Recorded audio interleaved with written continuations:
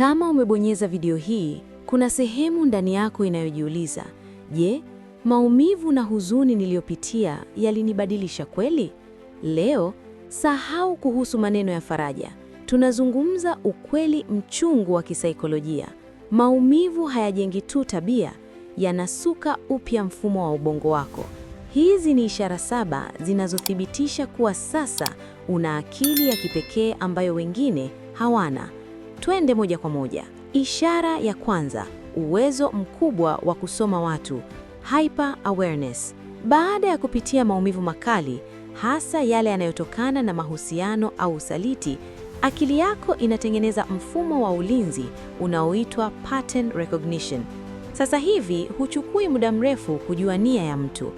Watu wengine huwaita watu wema, lakini wewe unaona ishara ndogo ndogo, micro expressions, ambazo wengine wanazitazama lakini hawazioni. Unajua kutofautisha kati ya tabasamu la kweli na tabasamu la kinafiki. Maumivu yamekufundisha kuwa maneno ni rahisi, lakini tabia ndiyo kila kitu. Huu werevu unaitwa social intelligence. Badala ya kuingia kwenye mahusiano au rafiki kichwa kichwa, sasa hivi unakaa pembeni, unatazama na unachuja. Hii inakulinda na kukuweka mbali na drama ambazo zinawachelewesha watu wengine. Ishara ya pili, thamani ya ukimya na faragha, valuing privacy. Mtu hajapitia maumivu makali, mara nyingi ana haraka ya kutaka kila mtu ajue mafanikio yake au mipango yake. Lakini wewe, maumivu yamekufanya uwe mwerevu kwa kuelewa kuwa silence is power. Umekuja kugundua kuwa kadiri unavyozungumza kidogo, ndivyo unavyokuwa na nguvu zaidi. Unajua kuwa si kila mtu anayekuchekea anafurahia maendeleo yako. Huu werevu unakufanya ujenge ngome ya siri kwenye maisha yako. Unafanya kazi kwa ukimya, unalia kwa ukimya na unashinda kwa ukimya. Maumivu yalikufundisha kuwa ukimya unakupa nafasi ya kusikiliza zaidi, na katika kusikiliza unajifunza vitu ambavyo watu wanaozungumza sana hawawezi kuvijua. Ishara ya tatu, uwezo wa kudhibiti hisia, emotional regulation. Zamani labda ulikuwa ukikasirishwa kidogo tu unalipuka, au ukipata habari mbaya unachanganyikiwa. Lakini baada ya kupitia moto wa maumivu makali, mfumo wako wa neva umekuwa imara. Sasa hivi vitu vidogo vidogo havikutikisi. Watu wanakuona kama mtu mwenye baridi au usiyejali, lakini ukweli ni kwamba umekuwa mwerevu kiasi cha kujua kuwa reaction yako ndiyo silaha ya adui yako. Umegundua kuwa kupoteza utulivu wako ni kupoteza nguvu zako. Maumivu yamekufanya uelewe dhana ya stoicism, uwezo wa kutulia katikati ya dhoruba.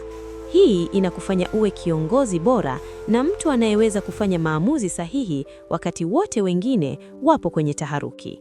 Ishara ya 4, kutokutafuta kukubalika, detachment from validation.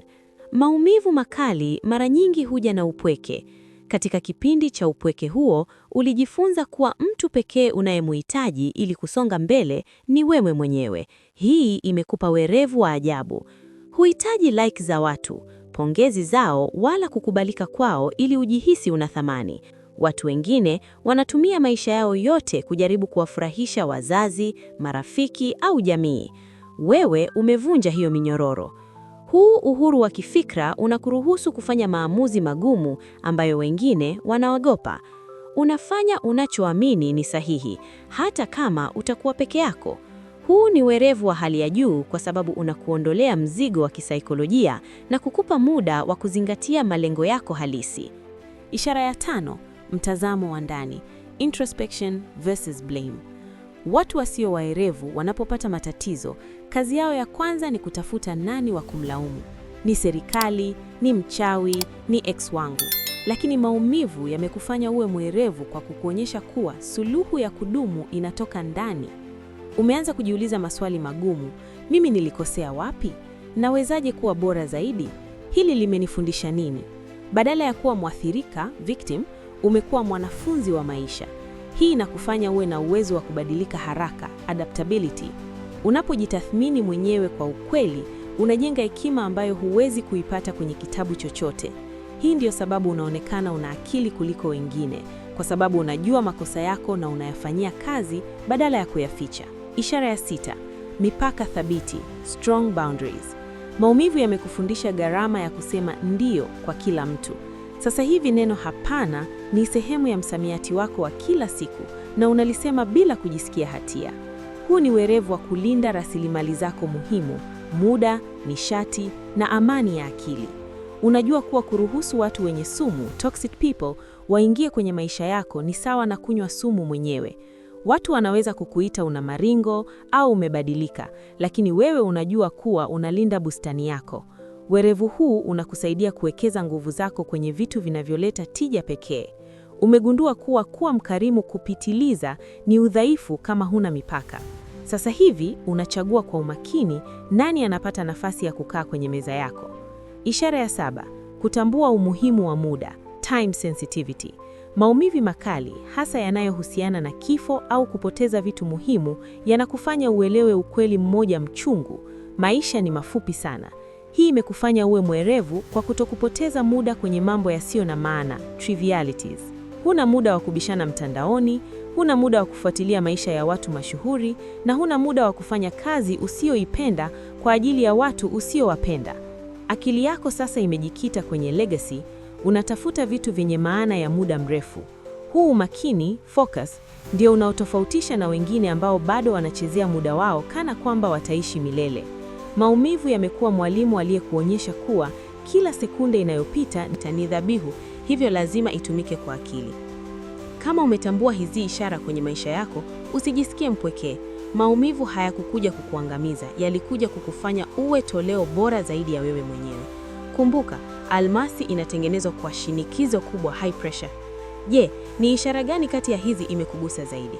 Au kuna ishara nyingine uliiona baada ya kupita kwenye kipindi kigumu?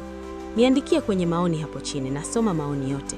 Na kama video hii imekupa thamani, tafadhali mshirikishe rafiki mmoja ambaye anapitia wakati mgumu sasa hivi ili ajue kuwa anaendelea kuwa mwerevu zaidi. Asante kwa kutazama na tukutane kwenye video ijayo. Stay smart. Peace.